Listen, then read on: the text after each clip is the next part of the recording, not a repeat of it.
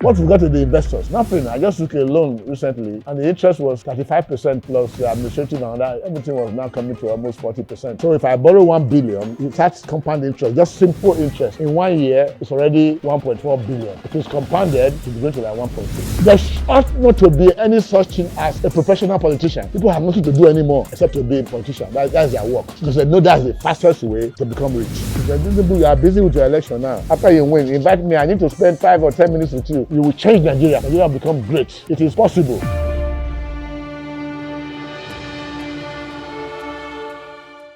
My philosophy is, okay, this is our position today. What is the way forward? I don't have time to look back and be blaming anybody. What is the way forward?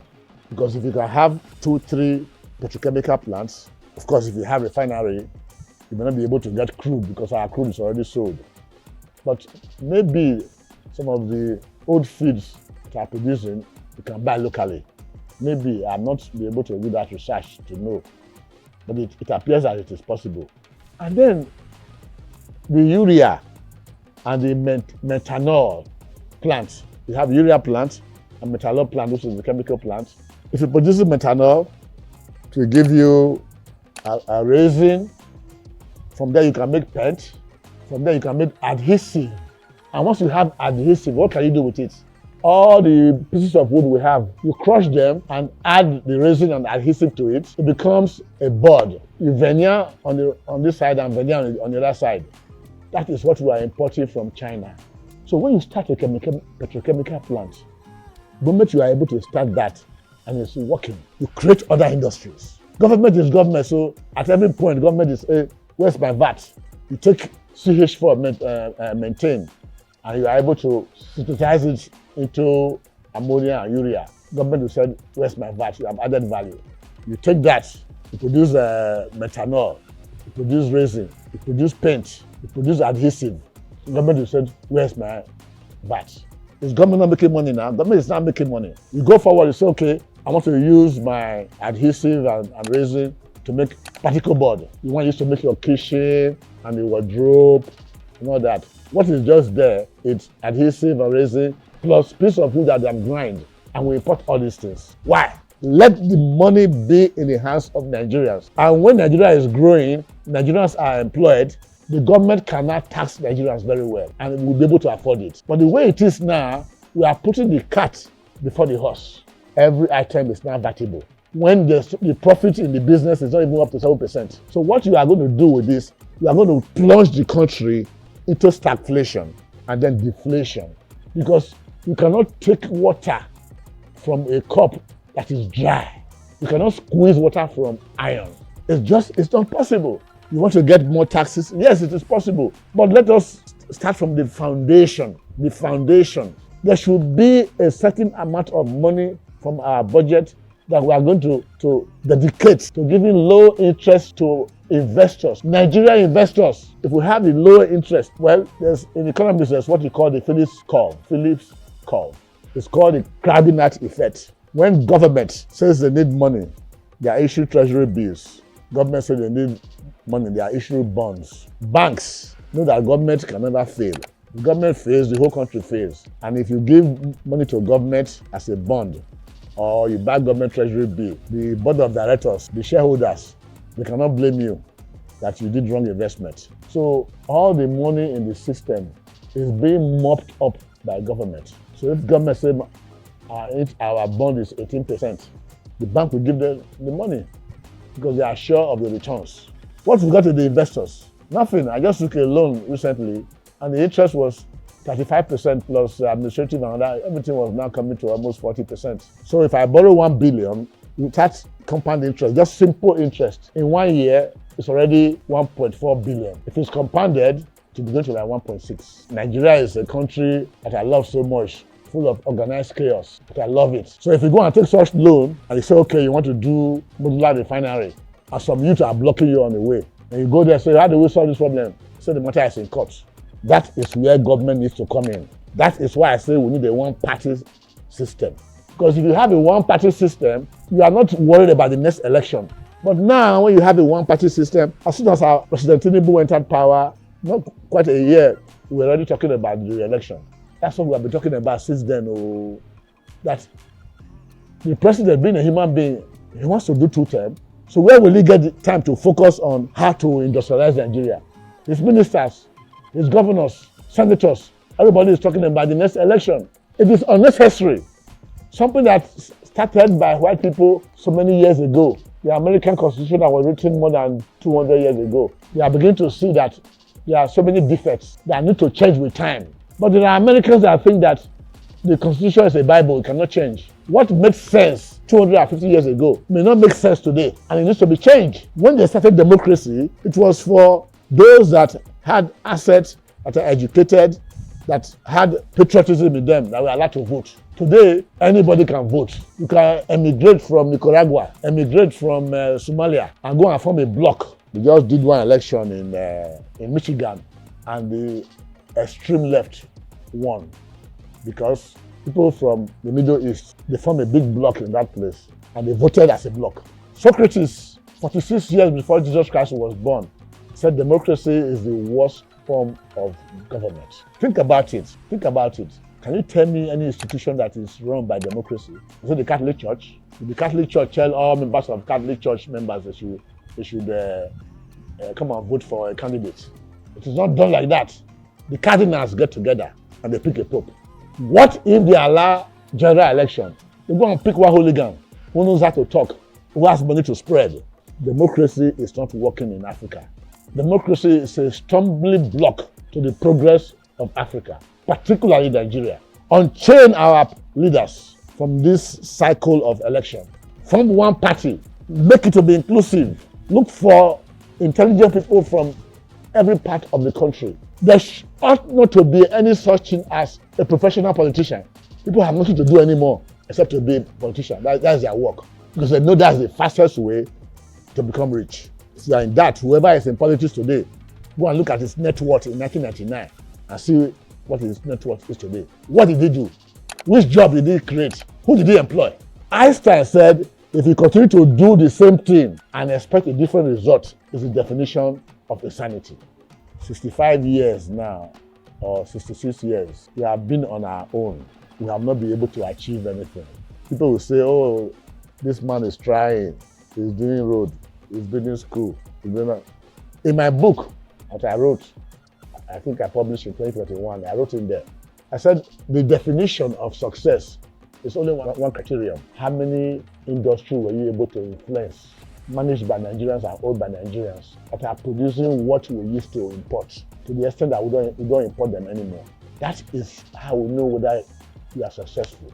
Not that you did a road here, you did a hospital there, you did school there, hospital without light. So if you have a location at Obe or a place near Imo, gas fields are abundant everywhere in the South-South. So what I'm talking about now can be done in every state in the South-South. And once we are able to start that, we'll start growing into different fields. We bring in a foundry, for example. I have said that our iron content at Itakbe is too poor, and so it cannot be economically viable. And by the way, Ajakuta plant is impossible because it is a blast furnace. Once you put it on, you can't put it on again. You have to go back and do a major turnaround before you can do it. It's a plant that's supposed to function in a country where you have 24/7 light for 10 years without interruption. We don't have that there.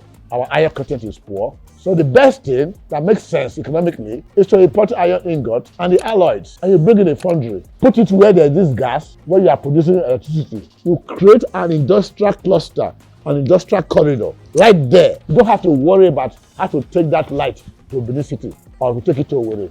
Produce it right there. Have industry right there. Let Nigerians be the owners. They can employ the expatriates, because whoever owns the company, whoever controls the majority determines what the profit is. Capital flight. But when it's owned by Nigerians, the money remains in Nigeria and it continues to expand. So much so that if you follow this advice I'm giving to you, in 5 years, you will see that our economy has grown from $275 billion to about $700 billion. In 10 years, it will accelerate. We're talking about 1.5 trillion. No country in Africa can come close to Nigeria. None. It doesn't exist. Because we have 3 incredible combinations: oil, gas, 250 million population of very, very serious and never say die people. I've been to many countries. They can't compete with us. Nigerians can work 12 hours non-stop. Anywhere you see Nigerians, they succeed because we believe that it is possible. Let the government unchain Nigeria. Let Nigerians unchain the politicians. Let the politicians have the nerve to say we want to have a one-party system.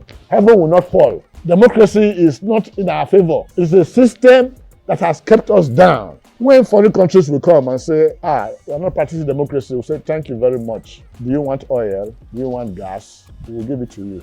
But we want to be human beings like you also. We want to be able to manufacture what we consume.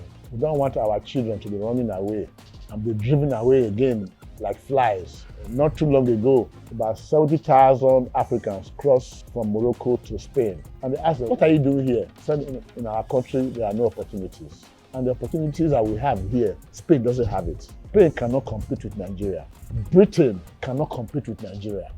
In everything, if we get it right. It is not rocket science. People think it's so difficult. What I believe in is just do it. I invest in many projects and I fail most of the time. But sometimes I succeed also. I get into a project, I don't even have the money, and I put my head in there. And gradually I see I'm moving forward. Young Nigerians are yearning for development.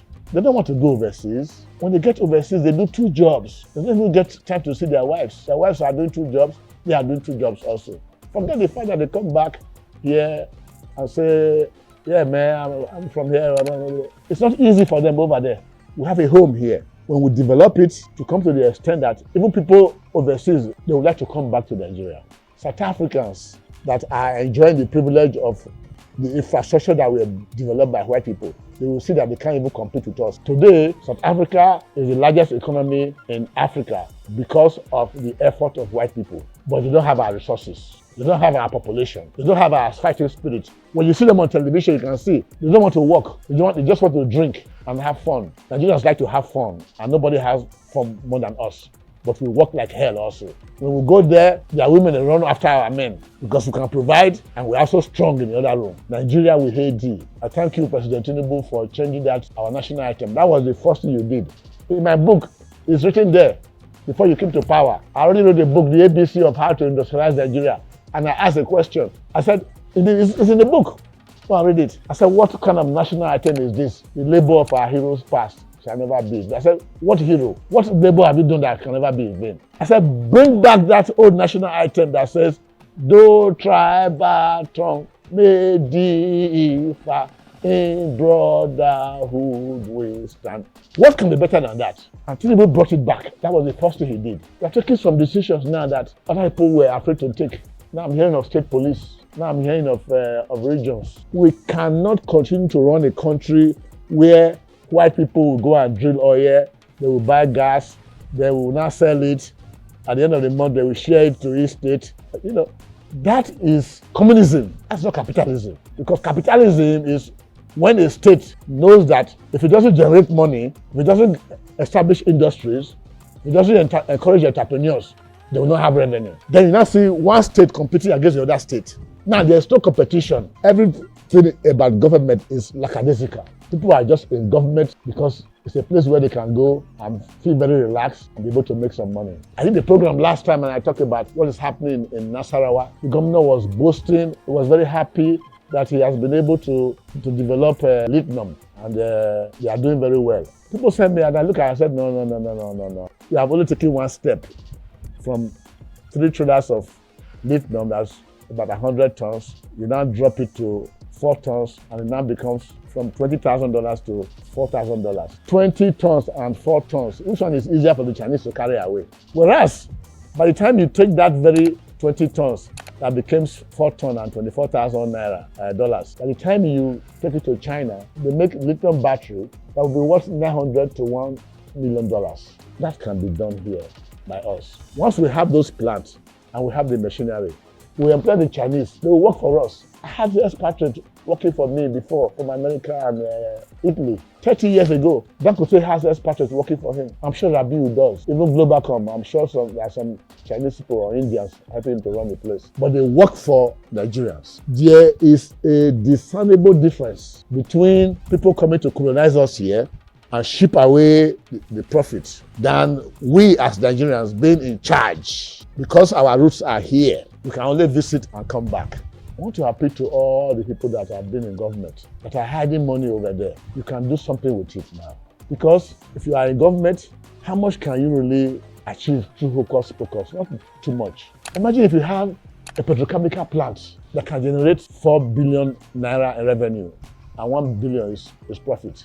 In 1 year, 12 billion is profit. Can you get that from government? You may not be able to do that. And then you are not legitimate. You are legit. So the money you are hiding over there, bring it here. Come and invest it here. I want to see multiple petrochemical plants that are modular. Once the infrastructure is done by government, once the modular plant arrives here, it's just to plug it in. Maintain natural gas, CH4, will provide energy for the gas turbine that will give you electricity. It will also provide the raw material, the feedstock that you'll be able to use to produce fertilizer. It will provide the feedstock you'll be able to produce ammonia. It will provide the feedstock that you'll be able to use to produce petrochemical materials like the resin, methanol, formaldehyde, adhesive. That is just 1 or 2 examples. You can even refine crude and get the 5 or 7 products, including 60-70 bitumen that we use to make our roads. The giant of Africa.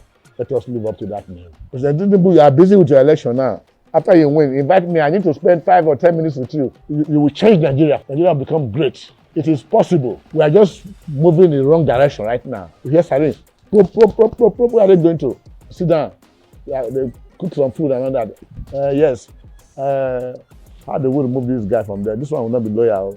I think I prefer this one. Okay, we won't announce the result yet. You will hear from us. After about 4 or 5 months or so, these are the people that have won. If you are already doing that one, why waste time to do election now? No need now. Nobody's complaining. Me, I'm not complaining because I don't know anybody that is better that we are going to bring. So the ones that are there, let us manage what we have. Because what we want is results, not explanations. We can make Nigeria great.